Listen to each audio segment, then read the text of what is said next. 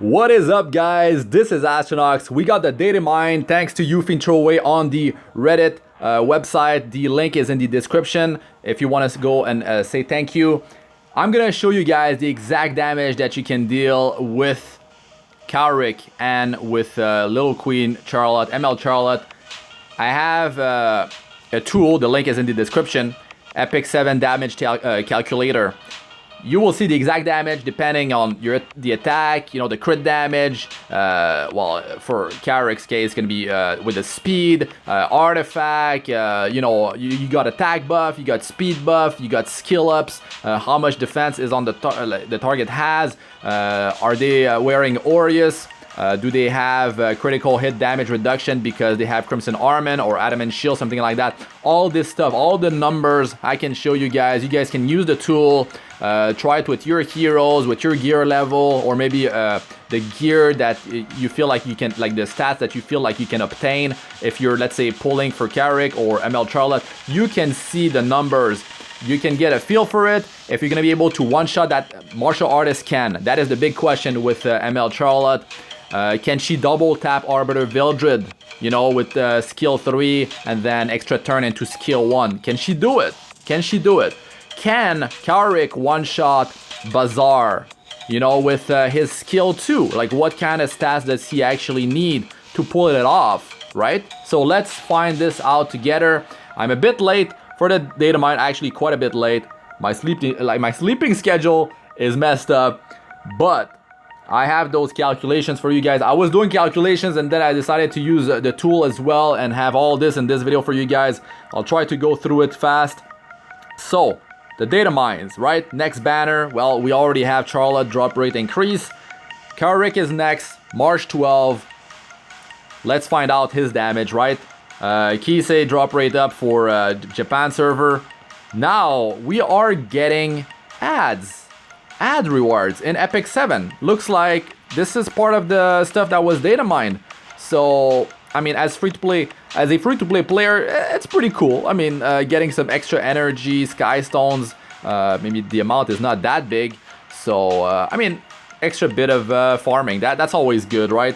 I don't think they're gonna go overboard with this stuff, so we shouldn't worry about it, right? That's what I think. New side story requirement for the Forsaken. I will show you guys those images right after I go through this post here. We got Black Hand of the Goddess. I actually did talk about this one in the Kawerik video. This thing gives you, when it's maxed out, it's a 5-star artifact that will be paired with Kawerik on his banner, right? And you start off with 22% critical hit chance, right? At plus 30. This is maxed out, start of the battle. And then the crit chance decreases by 2.2% every time you attack, down to 11%. Now, if you're talking about plus 15, because you only have one copy, the numbers are going to be in the middle. So it's going to be 18% crit chance initially, and then it's going to drop by 1.8% crit chance every time you attack. And it goes all the way down to 8.5, 9% crit chance, something like that. So, Kawerik, right? His skill 1, spatial relocation, 75% chance to silence. I already talked about all this stuff, but I'll go through it faster. He's got a multiplier for his speed as well. The rate is right there. You multiply your speed by that, but I did the calculation already for 200 speed and 250 speed. So, he's going to be able to do 168% damage on his skill 1, and then there's that speed multiplier, which you can add 15% damage if you have 200 speed. Like 250 speed is going to be like a 18.75% additional damage, guys. Skill number 2, Dimensional Corridor. That's the skill you want to open up against a hero that you want to disable, aka Bazaar, or any annoying hero that might boost the combattiveness of their team. You outspeed them and you open up with this thing. Very powerful skill. It has a 100% chance to dispel 1 buff and then increase skill cooldown by 1 turn, and it does that twice. It's going to dispel 1, increase cooldown 1, and then dispel again and increase cooldown another time. So that's very good. The damage happens first, so you're gonna be able to break Fallen Cecilia's barrier, right, with the damage, meaning that you're gonna be able to increase skill cooldown to Bazaar twice, especially if you soul burn. You got the ignore effect resistance, very powerful skill right there. And he also gets the speed buff for 2 turns, which increases his speed by 30% if you didn't know. Damage dealt increases proportional to the target speed. The higher the target speed is, the more damage you will do. And the multiplier on this thing is insane. It's insane. I mean, the damage straight up, the attack multiplier is 262%, right? That's already pretty damn sweet. 200 speed will increase this by an additional 60%. If the target has 200 speed, 60% more damage. That's crazy. If the target has 250 speed, you're dealing 75% additional damage. That is crazy. That is crazy. I mean, yeah, 200 speed brings like the multiplier to 419%, and 250 speed brings it to 458%. That's without the soul burn that increases the damage. You got the soul burn that ignores effect resistance. Very, very powerful. He's a mage. He can wear Tagil's Ancient Book. If you're going for damage, he can wear like Portrait of the Saviors, Caladra maybe if you land a debuff. Very, very strong. Skill number 3, Dimensional Explosion. This thing penetrates defense by 30%. It's an AoE, attacks everyone. When you're granted speed buff, that's how you penetrate defense. If you don't have speed buff, you cannot penetrate defense. So that's the problem. He's vulnerable between skill 2 and 3 unless you're able to boost him in between. He's going first. Auxiliary Lots is boosting him back to 100% so he can go with skill 3, let's say. But I feel like his damage is not going to be high enough if you're building him to go first. So, I mean, that's going to be a very high gear ceiling, very high, like super stat hungry, high crit damage, attack, and speed. I mean, that's a lot of stuff. If you're going to be relying on ignore effect resistance and you don't stack effectiveness, that means you need Tagil's Ancient Book on a mage, let's say Auxiliary Lots. But that's one way to go about it. You could just like use Yuna to open up, but then the enemy might cut in. Yuna's base speed is not that great, so there's quite a few things to kind of like worry about. But let's see his damage in the calculator. That skill 2 is insane, the damage on that. So the skill 3 multiplier is 142% damage. It's low, but it penetrates 30% defense. That is if you do have the speed buff. If you have, the more speed you have, the more damage it will deal. And if you have speed buff, your speed's increased by 30%. So that's a pretty nice increase right there. 200 speed, yeah, 200 speed without speed buff. Let's say that's additional 15% damage. It's the same thing as skill 1, the rate, the multiplier with the speed. 250 speed is 18.75%. If you do have the speed buff, you penetrate 30% defense, and that 200 speed is now 260, meaning it's 19.5% damage increase, and 250 speed is now 325 speed, aka 24.375% additional damage.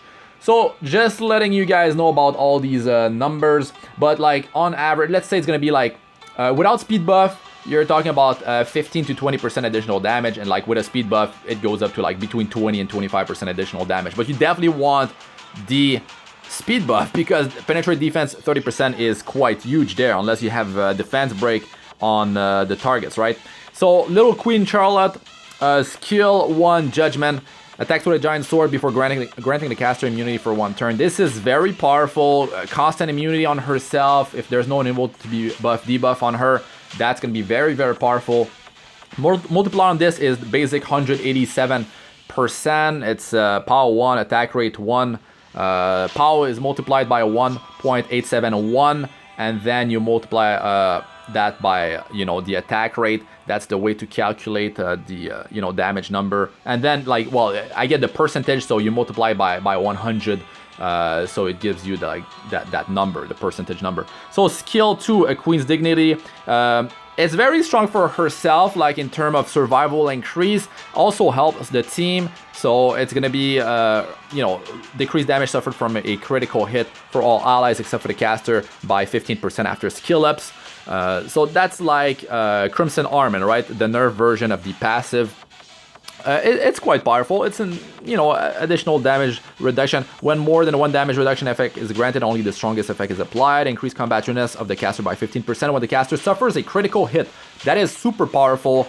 I mean, imagine all the counterattacks, all the, like the Seaside, Bellona S2 coming your way. That's free, like, combat readiness for her, so she can keep on going with skill 1 and 3. Very strong. And I mean, imagine with Durandal, man, 75% health or less on her. She's getting additional combat readiness on top. She's gonna be crazy there. Skill 3, the Will of Lamar. Can you one-shot with this thing? Martial artist can. That's the big question. Smashes the enemy with a sword and attacks, penetrate defense by 50%, deals increased damage against dark elemental enemies, recovers health of the caster proportional to the damage dealt. Okay, Soulburn grants an extra turn. That's very sweet. Yeah, 20 souls to do the Soulburn on that. It's 20 souls for Kawerik as well for his skill 2, if you didn't know. Okay, the damage on this, the multiplier, if we're just talking about multiplier here, straight up, it's 280%, right?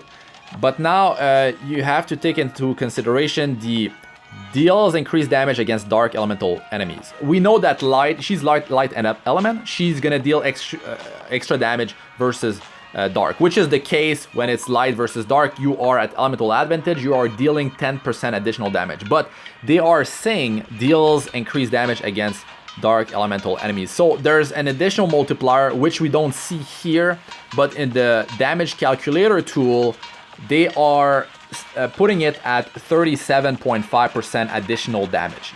I did the calculation with the elemental advantage and without it. It seems to be a 37.5% damage increase, extra damage, you know. So from, like, elemental advantage is normally 10%, but it might be, we're not 100% sure, but it might be 37.5%, which I think is a pretty high number. And if that's not the number, if that's not it, let's say, you know, I was thinking maybe a 20-25% damage increase, but 37.5 is quite insane right there.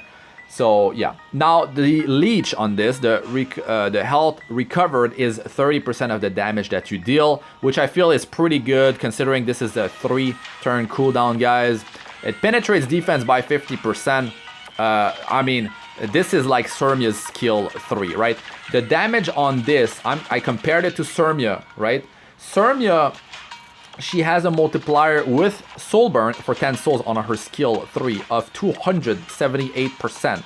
We're talking about the same multiplier. It's 280% for ML Charlotte. It's 278% for Surmia. But hear me on this, of course, the base attack is different. Little Queen Charlotte has a base attack of 1,119, right? This is quite a bit less than Surmia, which has a base attack of 1,359. Big difference of 21.44% more. So, yeah. So, Surmia has 21.44% more at base attack. But there's another thing that you have to consider, which you might not have thought, is her exclusive equipment. Surmia can get 14% attack on top. You know, she's getting that sweet, that free extra damage. That is 190 attack right there for free because you have a 14% exclusive equipment on Surmia. Then she's getting greater attack buff, that's 75% attack increase. And now she has all this in her kit, you know? And then Charlotte, ML Charlotte, she needs to rely on attack buff from someone. She's not gonna get greater attack buff, not yet anyways. We don't have anyone that gives greater attack buff. Actually, we do. Helga, it's like 10% chance of triggering, so, but that's not reliable. Mercenary Helga, not reliable. So yeah, Surmia 21.44% more damage plus 14% attack from exclusive equipment on top of. So there's a lot of heroes that can one-shot ML Can, that can double tap Arbiter Vildred. You gotta keep that in mind. Let's actually see those images before I move on to the damage calculation part. Okay. This is the side story. This is the artifact right? Like really cool, really cool. He's like, look at that. He's like skeleton right there, crushing his head on the floor. Really like the design of this this artifact. Okay, next one. This is the ultimate of Kawerik right here. It's like not the full thing, but anyways, it's I will have the official videos for Kawerik and for ML Charlotte from the official Epic 7 Korean YouTube channel. It's in the description, guys, if you haven't seen those yet. They talk about a bit of the story of each character, and this is just part one of her ultimate. And you see like the design process. It's really cool, really cool videos. So that's pretty crazy here. And this is the second part of her animation. Okay, damage calculation. Here we go. Let's start with. Okay, we'll start with Kawerik and then we'll finish with ML Charlotte. See if she can one-shot, right? This is Kawerik. This tool, the link that you see here is in the description. Very powerful tool here, multiple language on that. They added Kawerik and Little Queen Charlotte, well, today, yeah. And yeah, let's look at this. So Kawerik, this is a build with speed. You're going max speed. So I did put Portrait of the Saviors on him to show what kind of damage he can deal right now. With 2,500 attack, with 200% critical hit damage, with elemental advantage. We're assuming that we're attacking Bazaar here, right? Bazaar, by the way, has a bit more than 700 defense to start off. If there's an Aureus on the team, he's getting 10% defense more. He's very close to 800 defense already. You don't have increased attack. You're going first. Artifact Portrait of the Savior is maxed out. 20% additional damage when the target is at 50% health or above. That's the way it works, right? Now, defense at 1,000. I feel like that's pretty reasonable. Like, that's assuming that Bazaar just has a bit of defense on his gear. But if he's rocking defense percentage necklace or health percentage necklace, you're definitely not going to be one-shotting him. Even with these numbers, he cannot one-shot without attack buff. Even if the Bazaar has really high speed, right? Damage reduction, there is no Crimson Armament to reduce the damage here. Damage transfer is actually Aureus that is maxed out. 20% of the damage is redirected to the Knight. There's no defense buff, nothing. Target speed at 240 and you're outspeeding with 250. Let's say you got lucky with the +5, -5% initial speed, right? He doesn't have increased speed because he's using skill 2 and it doesn't get affected by his speed. It's based on the target speed. Skill enhancements are maxed. That's the damage. You see it the whole time here. Skill 1, 3,084. Skill 2, 6,636. And skill 3, 2,704. That's very little, but this is on an opening build. If you're trying to just disable Bazaar, you might as well just go with Tagihil's Ancient Book on him at this point, because his damage is gonna be garbage anyways, because it's very hard to get like super high speed and like 100% crit chance or 85% crit chance. If you're going against Bazaar at elemental advantage, you're getting 15% for free. It's going to be really hard to increase your offensive stats, attack and crit damage, crit chance. All this on top of speed is insanely hard, guys. So like, even if you do increase these values, you are at elemental advantage. You're already getting that 10% increased attack. You will need some, like, it's pretty much impossible to one-shot him. That is, like, imagine Fallen Cecilia is on the team. She's giving a 15% barrier based on her max health to Bazaar as well. Like, since the damage will be dealt before dispelling, that means that's it. You have to break the barrier, right? So you cannot pull through. You cannot one-shot Bazaar with a speed build, but you can definitely cripple him. You can put his cooldown, his skills on cooldown 1 or 2 turn, unless you got you didn't use the soul burn. Okay, now let's look at him with some damage, right? This is him with real damage. Portrait of the Saviors, attack 4,000. His base attack, by the way, guys, is 1,306. so not hard to reach 4,000 attack. Critical hit damage is 300%. That might require you to actually go with like 50% crit chance and rely on a critical hit chance buff, like from a Challenger Domino or a Tywin, guys. So keep that in mind. Unless you have some insane gear, this is not gonna happen. But just showing you guys the numbers. Elemental advantage. So let's say he has. I'm just gonna start removing some stuff to show you guys how the damage goes down. He has attack buff. The artifact Portrait of the Saviors is maxed out. The target, well, he's affected by Aureus. 20% of the damage is being redirected, let's say, to their knight carrying it. Defense at 1,000. I'm not assuming that, like, just on average, let's say, like, between what support and damage dealers might have, damage dealers might go between, like, 800 defense up to 1,000, 1,200. It depends. Aureus is giving you 10% defense increase. Depends on your substats. Depends on memory imprints across the whole team. Depends on a lot of stuff. So yeah, damage reduction. I'm not even factoring Crimson Armin here or ML Charlotte, like yeah, or Adamant Shield reducing the damage of a critical hit. So I can factor this in after. Damage transfer, that's Aureus maxed out. This is with the target with defense break on them, right? So I can start removing stuff to show you guys how it's going to be. Caster speed at 200 before increased speed with 4,000 attack and 300 critical hit damage. That's kind of unrealistic, so I kind of have to drop this, right? Skill 3, I feel like this is very, very low for a cleaver, even though it penetrates defense, but you do need the speed buff. You can't just go in there, Oxlots and to skill 3. It's not gonna work. You're gonna need like a Yuna, you know, to get the attack buff and the speed buff. And then like they're gonna cut in unless you have another combat readiness booster that follows, something like that. So even if you're going with a defense break setup, like, you know, Tywin, that with Tageru's Ancient Book, he's gonna be able to you know, skill 3 and to skill 2 to boost his critical hit chance and increase his, give him attack buff. You still will not have the speed buff, guys. So keep that in mind. This is with skill ups max. Okay, let's change things up here. Let's change things up. Let's say the speed is actually more realistic. He's running a speed set. You manage to, you know, wear a speed set. I don't know, let's drop it to 175.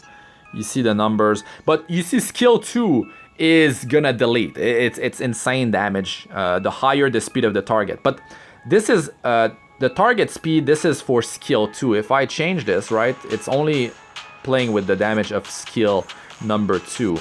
So yeah, you can definitely, it's an overkill on Bazaar by far. So yeah, let's just leave it there. So there's no decreased defense. Look at this, because he penetrates defense if he has speed buff. You see the damage is like definitely not high at all. Even like you add Crimson Armin in here or Adamant Shield, 16%. Like look at this, the damage is complete trash. Even with defense break, it's definitely not high. I mean, Bloodblade Karen, like normal good cleavers can do like I mean 25,000. It's like bare minimum with defense break, attack buff. If you're gonna use critical hit chance, 300% crit damage and or higher, we're talking about yeah, we're talking 25,000 bare minimum. 30,000 up to 40,000 ish. If Bloodblade Karen is losing health, she can hits for, I see her hitting for like 45, 50,000 damage with all these things into a consideration. Maybe there's no Crimson Armin, right? But yeah, just to show you guys this stuff. Maybe the Aureus is not like maxed out. It's just a, you know, a plus 15. Still, for cleaving, he's not good. But for skill 2, man, he will decimate. Even without defense break, okay, let's say they have Crimson Armin in here, or Adamant Shield is 1% extra here on the critical hit damage reduction. Yeah, 21.5 thousand is definitely super powerful. That is very, very strong. Yeah, but because look at, like, if I reduce the speed of the target, you know, the damage it changes drastically. Big difference, but it's still gonna destroy them. With skill ups So yeah. Now, what else can I change here? You're not at elemental advantage. I mean, I think I showed you guys that his cleaving potential is garbage, right? His cleaving potential is really bad. Really bad. Unless you're going all in critical hit chance buff, high crit damage, maybe 350% crit damage. You're using rage set, you know, something insane. But the multiplier on the speed part is not going to be so high. Even, like, might as well use an actual good cleaving hero for all this stuff. So you can go in that tool and play around with the numbers, right? You see, like, okay, skill 2 can definitely do its job. You can nuke with this if you build him for damage. So yeah, extra damage from his other skills. You know, nothing too insane. Especially if he's going first, he's not gonna be assisting the team with that much damage. To be honest, nothing crazy. So just yeah, skill 1, 2. I mean, even if you're going elemental advantage, you still have the. I mean, you're gonna be going like skill 2 into skill 3 potentially. Anyways, I don't see it. I just don't see it. But definitely powerful for countering Bazaar or opening up first and messing up whoever, you know, put their skills on cooldown. Okay, let's move on to ML Charlotte. Can she one-shot? Can she one-shot? Little Queen Charlotte with Portrait of the Savior. Look at the damage on skill 3. But it looks kind of high, right? But look at the stats that I have on her. Her base attack is at 1119. So it's going to be hard to scale up. Now I'm more than tripling her base attack, guys, here. More than tripling. You have to take into consideration, this is kind of a build where she's... I mean, it's not... She could have higher crit damage if you're going with, like, auxiliary lots, Tagihil's Ancient Book, so she can use skill 3 and then get an extra turn and use skill 1. That's like... If she's going to nuke, she can do it. It's going to be more like 300% critical hit damage. The thing is, I don't know, if you're going to start relying on Tywin Defense Break, dispelling, you know, dispelling the enemy team, defense break on them, and then boosting the attack with the attack buff plus the critical hit chance buff, might as well still cleave, you know, with a normal cleave team compared to her. I mean, these numbers, the damage is not that high. The skill 1... That is insane. Like, those stats are like really high. And ML can... I mean, he can die with this, but this is unrealistic. Because she has... The purpose of this hero is not like a one-shotter. It's to... Like, she still deals high damage, but she, you know, helps the team with the critical damage reduction. But it's mostly about staying alive and just like having immunity up. So increasing her survival and leeching some life with skill 3 and hopefully one-shotting. Maybe getting that setup ready of putting attack buff on her and then like landing that skill 3 against ML Ken. But initially you can make it happen. It's just a lot of other heroes can do that job. Let's put some realistic numbers, right? You have some survival on her. To be honest, like this is kind of overkill. But let's just go with these numbers to show you guys. Let's say she has to be built like a bruiser, like so she's not gonna have that much attack and even maybe not even that much critical hit damage, to be honest. If she's rocking like 15,000 health or even like closer to like 20,000 health, no way she's obtaining these stats. This is with Portrait of the Savior, so we're getting that 20% more damage. So if you're running Sigurd Sight and you're waiting to drop your health down so you can actually use the 25% attack increase, that's very specific. Maybe they ignore you or something like that and it doesn't happen. They don't have so much cleave hitting you. Anyways, this is with attack buff, elemental advantage. Let's look at this now. Let's look at this. Artifact, Portrait of the Savior is maxed out. This is, the team has Aureus maxed, 20% damage redirected on the knight carrying it. Defense of ML Ken is 1,100. I was generous here. We could definitely bump his defense to 1,200. I mean, my ML Ken is rocking this amount of defense, and it doesn't take into consideration Aureus that gives 10% defense increase. So yeah, damage transfer. Okay, 20%. There's no debuff or buff. This is like just happening. Skill is maxed, right? And elemental advantage with 37.5% damage increase on skill 3, 22.3 thousand. It's like borderline. Like, this is assuming you have these offensive stats. Now, this doesn't take into consideration Crimson Armin. Let's take Crimson Armin into consideration, right? 15%. Or Adamant Shield is 16, but let's say it's either, right? Yeah. That is, if maybe there's ML Charlotte with ML Ken on the enemy team, right? That is not barely, it's not even 19,000. So you're not one-shotting. Now, you didn't take into consideration the barrier from Fallen Cecilia, which is 15% of her max health. You didn't take that into consideration, so ML Ken is still alive. Now, you didn't take into consideration, of course, you might have attack percentage memory imprint. She doesn't have that. Her self memory imprint is defense percentage. Her team-wide memory imprint, which doesn't affect her, is health percentage.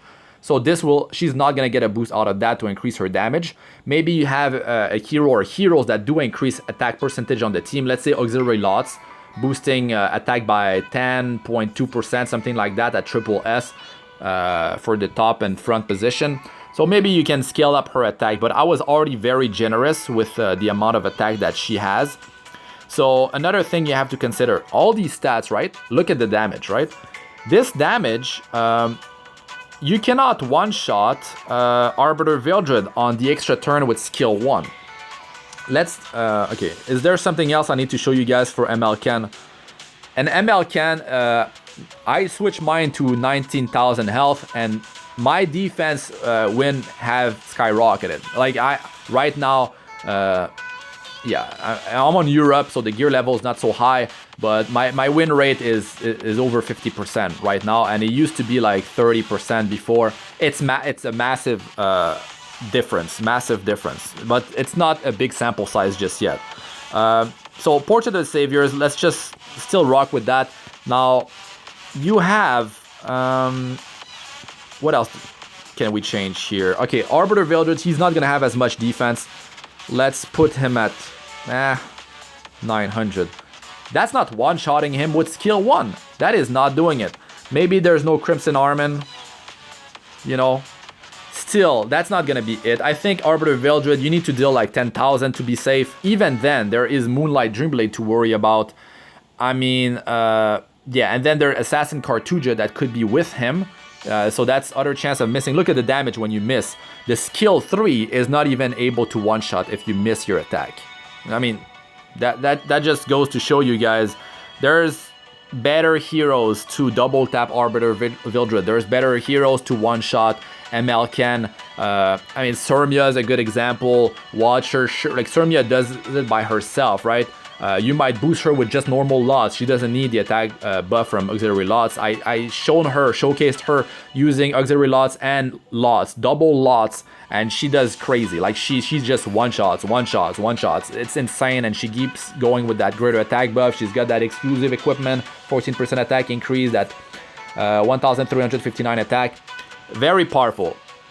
Now, I feel like Little Queen Charlotte, she definitely has to be used as like a bruiser. You need to up her survival, especially with that passive.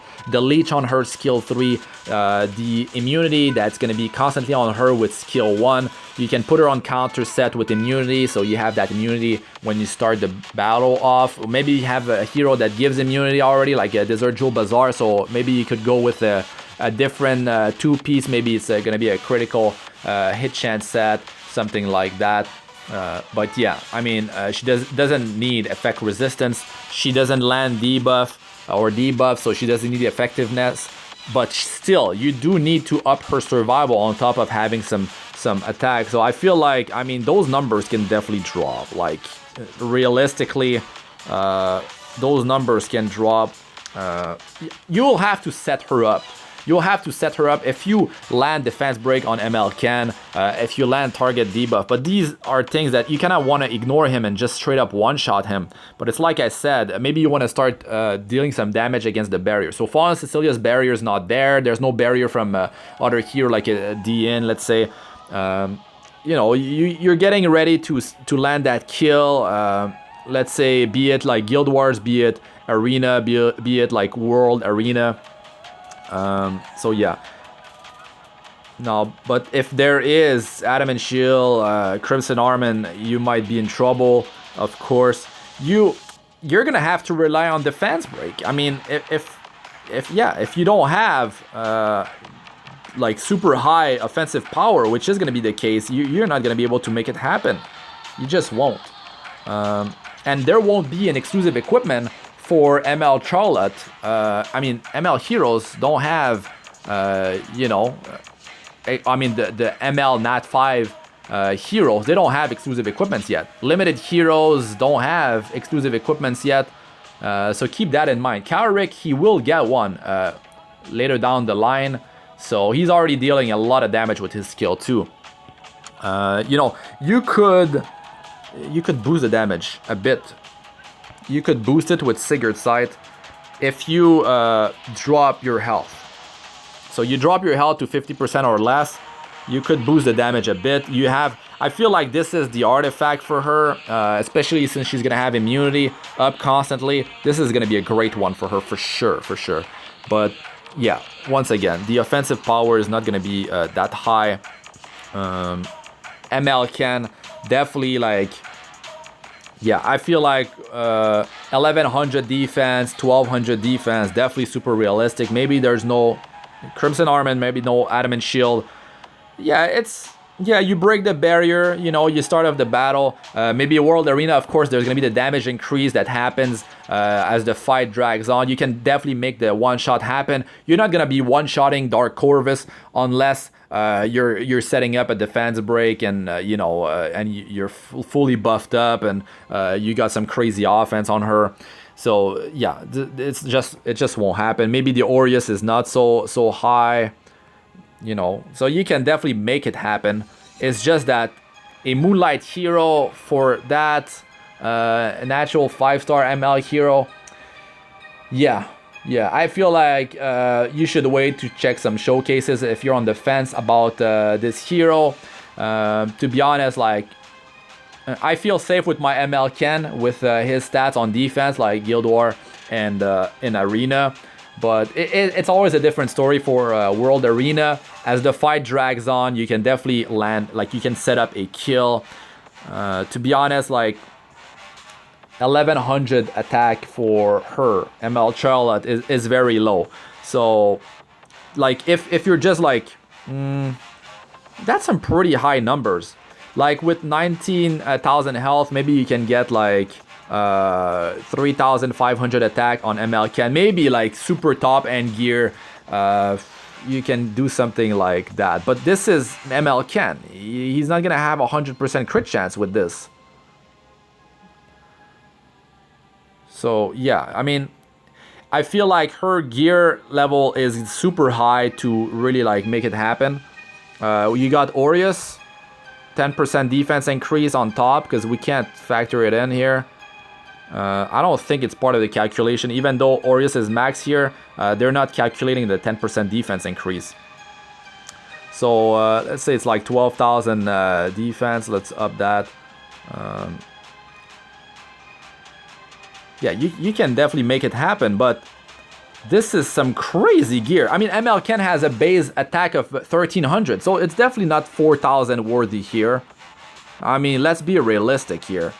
Maybe, I don't see it, man. 200, I think 3500 is definitely like, yeah, that's definitely like already very high. Critical damage, yeah, 275%. Maybe top end gear can do it on her. By having survival, I mean, being a bruiser with 15,000 health, maybe you can make it happen, right? Okay, there's no damage reduction there, so 1200 defense, no defense break, no target debuff, skill ups. You can make it happen. You can make it happen. So yes, it can happen, but that's with Sigurd's Sight. You need below 50% health or below, or you might need, so 25.3k, that's the damage.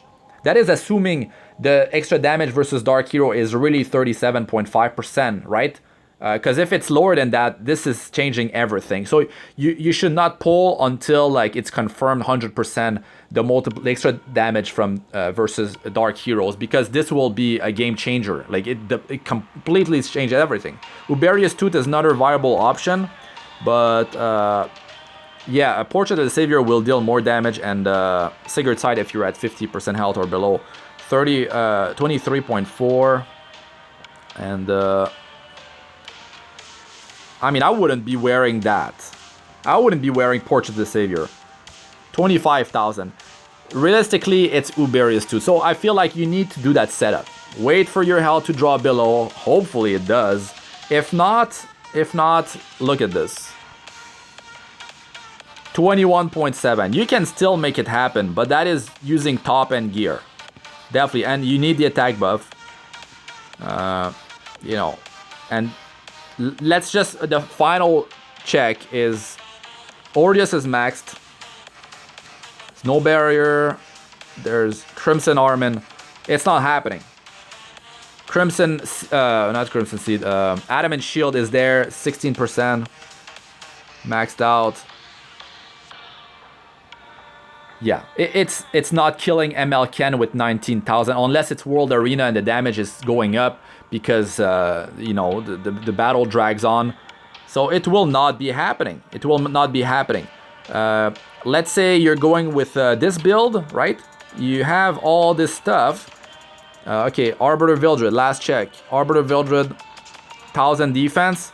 You're not one-shotting him with skill 1. You are not one-shotting him. Skill 3 is not one-shotting him if you miss because of Moonlight Dreamblade or Moonlight Dreamblade plus Assassin Cartuja. He has less defense.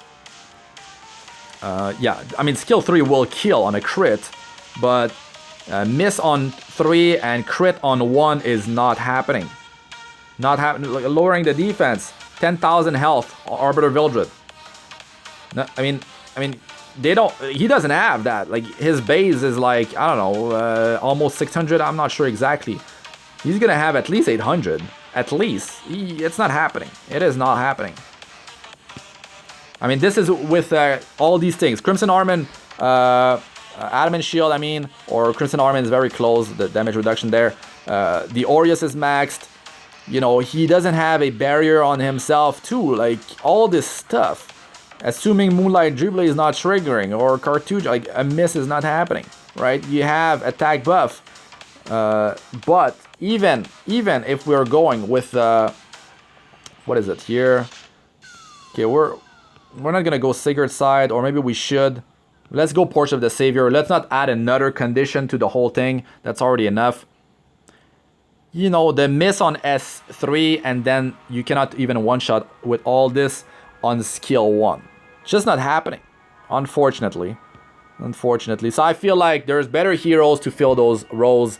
Bloodblade Karen, man, double tap Arbiter Vildred. I mean, she just needs to kill someone with the AoE. I mean, the rest of the team is dead, even if she misses on skill 1. Yeah, I mean, there is definitely a little bit. Can definitely take him out, no problem. Sermia can take out ML Ken. Yufine can do it. She can double tap Arbiter Vildred. I mean, Watcher Shuri. There's a lot of different options, guys. Don't like think that she's the answer for everything. You have to have some survival on her, not like some crazy offense. She's just gonna be glass cannon and just end up dying. Her base health and defense is.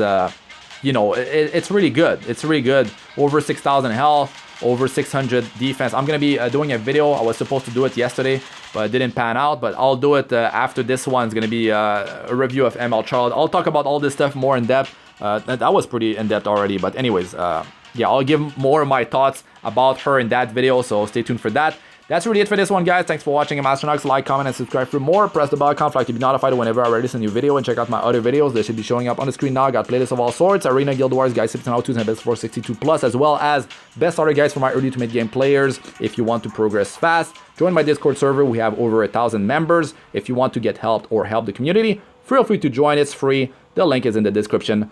Good luck with all you do. Peace out for now.